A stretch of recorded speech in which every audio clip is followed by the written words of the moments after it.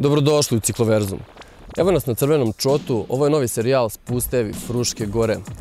Prvi od njih danas bit će spust Čot, Bešenovački Prnjavar. Ova deonica dugačka je 7 km, ima vertikalni pad od 330 metara i prosječan nagib je oko 4,7%. Nije previše strmo, nema previše kočenja, samo dve serpentine malo veće da bi trebalo usporiti. Poprilično jedan lep spust, nov asfalt, ali ima dosta kamiona, pazite se. Idemo da vidimo kako to izgleda. Uživajte!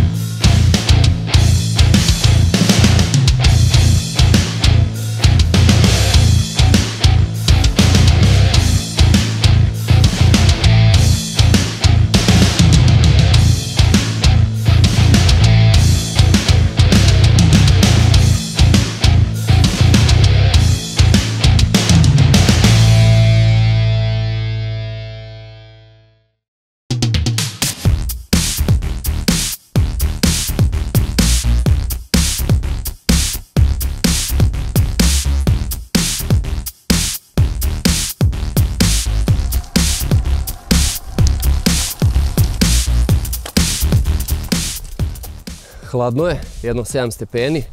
Idemo jedan pun gas do Bešenovačkog Prnjavora.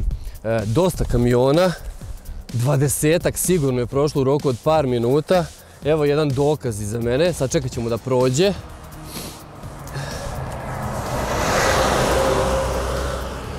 Oprezno, ajmo!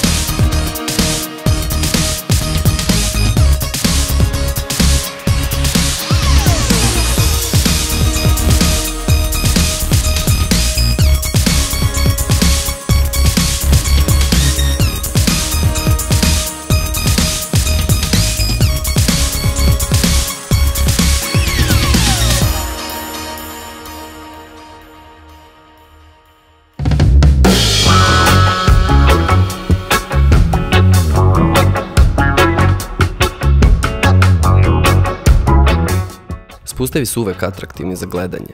Ovaj serijal ima za cilj da malo gledalcima bolje prikaže ovu disciplinu u biciklizmu, jer to je ono što početnicima uvek se prvo svidi, taj neki adrenalin na spustu. Obradit ćemo razne spusteve na Fruškoj gori, ovo je prvi Čot Bešenovački Prnjavor, odradit ćemo Čot Beočin, zatim najatraktivnije spusteve sa Zmajevca u pravcu Rakovca i u pravcu Vrdnika i definitivno ćemo da uradimo deonicu od Norceva do Banstola. To nije klasičan spust, ide malo i na gore, ali odlična jedna brza deonica. Zatim ćemo najvjerojatno odraditi Banstol, Sremski Karlovci, a i neke spusteve mimo Fruške gore.